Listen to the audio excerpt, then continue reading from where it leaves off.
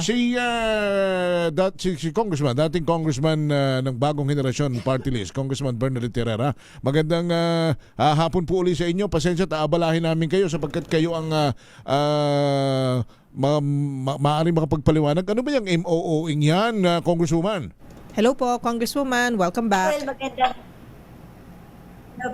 magandang hapon po sa inyo. Magandang hapon po sa lahat ng mga nanonood na nakikinig. Yung MOOE po is the Maintenance and Other Operating Expenses. Actually, napakaraming items po sa ilalim nito. No? So to correct you, hindi lang ito yung sinasabing operating expenses na napupunta sa bawat miyembro. Dahil kung titingnan mo, ang napupunta lang naman sa bawat miyembro ay yung operating expenses namin para sa mga districts. That's just more or less roughly 1 million to 1.2 million a month. And then yung sinasabing break bonus na actually hindi naman siya break bonus. It's really yung MOOE pa rin pagpabalik ka sa mga distrito. Kasi syempre pagka during the break, that's when you go around, that's when you do consultations, that's when you do research. So dun po napupunta yun. When you compute all of this, that will roughly amount to around 8 billion. Pero ang MOOE ng Kongreso nasa mga noong 2021 nasa 13 billion, 2022 nasa 16. Ito yung mga actual expenses. 2023, 17.8 billion, and then 2024 is 20 billion. So kahit ako, kaya ko biglang binalikan dahil normally, hindi namin inaaral yung budget ng House kasi hindi kami pwedeng magtanong. Dahil syempre we trust naman yung ating mga hinalal dito. Kaya nakakalungkot na nung nakita ko yung mga figures at binabalikan ko ngayon, sumasakit yung ulo ko sa kakatingin kasi hindi ko siya mapag-two and two together. So talagang dapat tanungin, saan napunta yung ibang gastusin? May nabanggit si partner Henry, Congresswoman Bernadette Herrera, ma'am, na yung liquidation, kasi ito yung kumbaga magpapakita na ginamit ito sa tama, ginastos in the right way. So meron daw po mga, tama po ba, MOOE na certification lang daw po ang kailangan at pagkatapos nun na ibig sabihin ay okay na. Kumbaga, that is enough to say na nagamit po ito sa tama. Yes, meron kasing pinasa na resolution, joint resolution, I think way back in 2011, if I'm not mistaken, about the liquidation by certification. Pero kung tutuusin mo, it's something that pwede na talaga nating balikan dahil baka mamaya, kasi kung sa aming mga members, yung 1 million a month, that can easily be liquidated. Kahit may receipts yan, may mga tao, dahil may mga sumisweldo dyan. So it's really not a problem to liquidate that. Even the so-called break bonuses will never be a problem to be liquidated by the members of Congress. Kaya pinasa yan dahil talagang kung tutusin mo, hindi siya mahirap naman gawin. Pero hindi siya malaki kasi noon hindi naman siya malaki. Opo. Pero ngayon, na tinitignan natin, sobrang lumobo yung MOE, then we have to review this or talagang dapat i-limit lang kung anong merong liquidation. Pero if we can all together do away with the liquidation by certification, magagalit yung ibang kasama ko. But kasi siguro para magkaroon ng more trust, diba, and confidence, we should lead by example here in the House of Representatives. Kasi you can ask any members of Congress, any member of Congress, kaya nilang i-liquidate yan. Okay. Sobrang kulang pa yan kung tutuusin mo. Alright. Kaya talaga, it's time na balikan to kasi lumobo yung MOE. Okay, Kong, I have here a data for 2026 lang. Dito partner, yung sa personal services, kasama ng compensation, sweldo ng mga tao ay 8,123,841 or 25,546,670 per congressman. That's 2026. Pero yun ang sinasabi ninyong sa sweldo ng mga tao, bonuses, 'di ba? Gasto sa district. Tama ba? Well, yun po yung sinasabi ko. Dun sa 8 million na PS na sinasabi po dito, hindi po divided by the members of Congress. So, tandaan nyo, napakarami pong empleyado dito sa House of Representatives. Kaya nga, so kung yung napupunta sa mga congressman, pinasusweldo naman sa iba. Binibigay doon sa ibang mga... Yes. Pero ito partner, meron daw traveling expenses na nakasulat sa GAA ng 2026. Traveling expenses pa lang, 1,856,016,000 or 5.8 million kada congressman yung traveling expenses. Meron din partner na communication expenses 1.4 billion or each congressman 4.6 million. Congresswoman. That's why I would like to correct that. Kaya nga dapat talaga ipatawag ang accounts because iniisip ng tao tuloy sa amin ito napupunta. Uulitin ko, Henry, sa bawat kongresista sa 1 million a month times 12, nasa 14 million yon, plus sabi mo na yung break bonus na 1.5 to 2 million every quarter or dun sa every break. So that's going to amount only to around 18 to 20 million. Diba? Yun lang ang per congressman. So hindi mo pwedeng i-divide yung sabi mo, yung traveling expenses divided by 318, yun yung napupunta sa congressman. No. Kaya nga, dapat ma-bring out ito at mapag-usapan. Actually, dahil dun yung dapat tanungin. Because kung ang napupunta sa per congressman nasa 18 million only, when you compute that, that's about 6 billion only of the total MOOE. Kaya dapat tanungin, nasaan yung balanse nun? Bigyan kita ng example. Yung sinasabi mong traveling expenses, noong 2025, 2.5 billion ang nilagay na budget. Pero, ang nagagastos lang dyan every year ay nasa 500 million lamang. So saan napupunta nga yung sobra? Kasi by liquidation by certification lang eh. Partner kung walang resibo yan, kaya nga, tantamount to ano ho kaya yan? po, yun din po yung tanong namin. Kasi ito, apparently, nire-align po siya para pumunta sa other items. At kung titignan mo ngayon, ngayon ko lang kasi siya inaaral, napunta siya sa 3 malalaking items. Dito po sa extraordinary and miscellaneous expenses at saka sa other maintenance and operating expenses. That's why it's very important dahil ang napagbibintangan kami pong mga miyembro, dapat po sagutin din po kami ng House Committee on Accounts para naman alam namin saan napunta yung realignment. Because apparently meron lang dito kalaking travel expenses pero piling-pili lang ang kayang mag-travel dito sa House of Representatives. Ma'am, ano yung nabanggit nyo na ano yung isa extraordinary, may mga ganon? Naka-itemize po ba kung ano po yung mga yon? What is the purpose of that po? Yun po yung ito po yung dito po pumapasok yung sinasabing mga miscellaneous and extraordinary expenses na napupunta po sa bawat distrito at bawat party list members. Part of that only. Okay, like I said, ulitin ko when you compute per member na natatanggap, it will not amount to more than 20 million each per year. Okay, parang ang binabanggit po ninyo ganito, para lang madali maintindihan ng ating mga kababayan. Halimbawa, kayo ang chairman ng Committee on Accounts, sa inyo nag-emanate yung pag-aatado ng budget ng mga congressman sa MOOE. Kung inilagyan mo kung kami ni Karen halimbawa binigyan mo ng tigda 2 milyon na travel expenses, pero ang amin naman wala pong ganun. Hindi. Ang nagamit naman namin halimbawa ay 200,000 lang. So ibig sabihin doon sa allotment mo sa amin may malaki pang sobra. So ang sinasabi mo ngayon, kailangan ipaliwanag ng Committee on Accounts nasaan na punta yung sobra.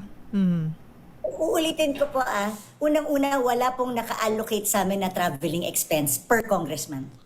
Wala po. Nakalagay po siya as an item pero hindi ibig sabihin, si congressman ganito, may pang-travel na ganito. Wala pong ganun. Kasi kung merong mang travel, it is up to the decision kung merong mag-request or merong official travels and merong Pero hindi po yan naka-assign per congressman. Kanya nga. So ibig sabihin, may allotment kayo. So kung magta-travel kayo... merong allotment yung House for official travels. It's automatic that each member of the House of Representatives is entitled to it. So kung may magta-travel, may magagasto siya. Meron. Pero ngayon, kung hindi nga niya nagastos, ang sinasabi po ninyo, saan nga napunta yung hindi namin nagastos? Liquidation by certificate lang ito. Hindi na nga tayo naghahanap ng resibo. Kaya nga po ang tinitingnan ko kung saan napunta is yung mga items na nag-increase na kung ano yung budget namin, kulang, doon naman sumobra yung expenses. Kumbaga nag-overspending in those items. So I can only assume that this was reallocated or realigned to those items within the MOOE. Pero yung katulad na sinabi ko, ang obo is the other maintenance operating expenses and the extraordinary and miscellaneous expenses. Pero partner, Madam Congressman, hindi ho ba yan ay napakasakit sa damdamin nating mga taxpayer na Opo. isipin mo, Pareho tayo, ha? 'di ba? Kahit Yung po ako yung nasasaktan. yung paggastos ng gobyerno, yung ibang ahensya, kahit piso kinakailangan banggaan mo ng resibo. Pero sa Kongreso, wala ng resibo. Pwedeng isi-certify lang kung sino mang pwedeng mag-certify na ginastos nga ito, bumili ng pako, bumili ng tornilyo, bumili ng stapler. Pero wala namang resibo. Paano mo masasabi sa taong bayan na ginamit namin sa sa pag i-stapler ng papel para sa mga constituent namin yung pinagkaloob mong pondo. Wala palang resibo. Paano po naman magiging Kaya it's high time. makatarungan It's high ito? time po talaga. Nakalampagin nyo rin po ang Kongreso. Kasi dati, pag tinitingnan mo, hindi ito kasi malaking amount eh. Ngayon kasi talagang lumobo siya ng tremendously.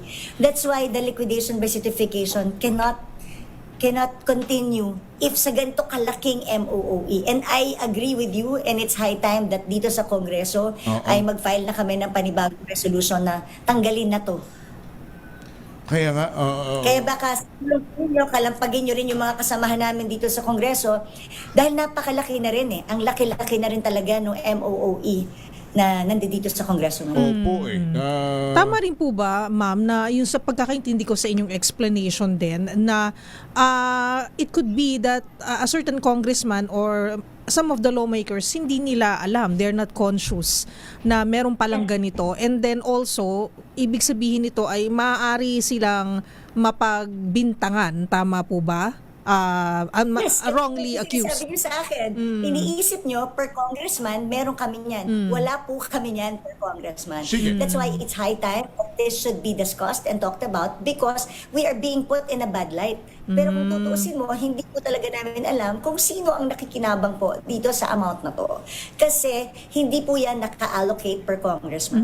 Kung tutuusin mo, like yung terminal leave, ang budget po dyan is nasa 1.4 billion, pero ang ginagastos daw ang lang po dyan taon-taon, ang pinakamalaki is 115 million. So who's to be blamed or who needs a lot of explaining to do?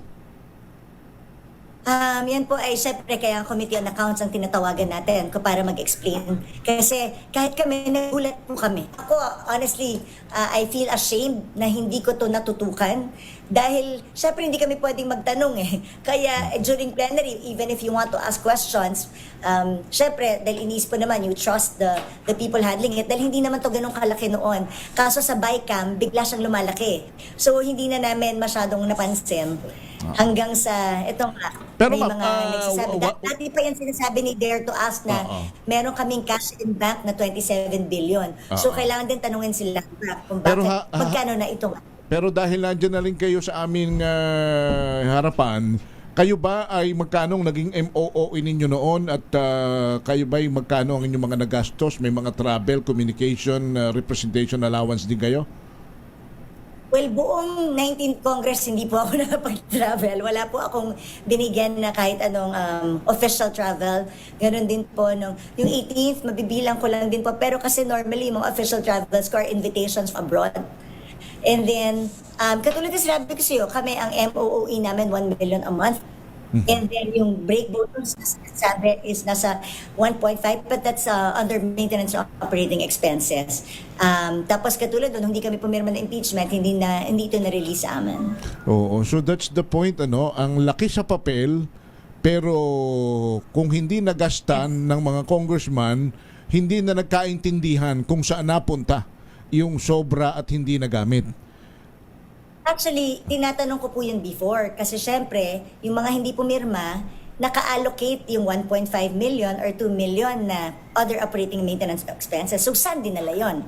Kung hindi i-release doon sa lahat ng pumirma, that amount, where did it go? So, that's what I wanted to ask during the budget deliberations. Kasi kung pero hindi.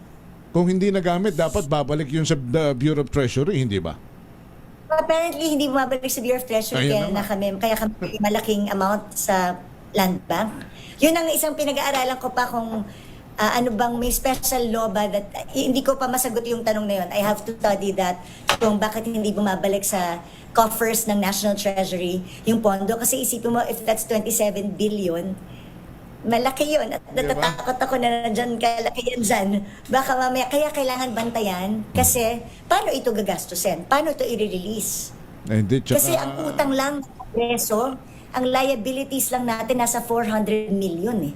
So, hindi ko malaman kung saan gagastusin itong 27 billion as of 2024. Hindi ko rin alam kung na siya ngayong 2025. Hintayin natin yung COA report. Tsaka napaka-unfair naman yan sa ibang mga government and agencies and government heads and employees na pagka may pondo ang isang ahensya, talagang napaka-busisi ng pagrikisa kung saan ginamit, may resibo. Pero kayong mga mambabatas, with all due respect, ma'am, at yung mga sa House say, well, you have the power of the purse, pero nagkakaingin pala na walang resibo, medyo masakit sa kanya. Yes. Kaya it's high time that it changes, sir. Dahil naniniwala ko kami, kaya namin i-liquidate ito. Individually, in their offices, this can be easily liquidated. And sana, with you, partner, masolusyonan ito. Di makuha po ito. Opo. Kawawa naman ang mga taxpayer. Kong, salamat na marami for Samahan joining us. niyo rin po kami, kalampagin niyo rin po yung mga kasamahan namin sa Kongreso. Apo. Yeah, will do. Salamat na marami sa inyo. Dahil alam niyo naman, maliit na boses lang po kami dito. Di bale, maliit man, maganda naman, ma'am. Salamat po. Maraming salamat. Thank you, ma'am. Thank you po. Si dating Congresswoman Bernadette Herrera.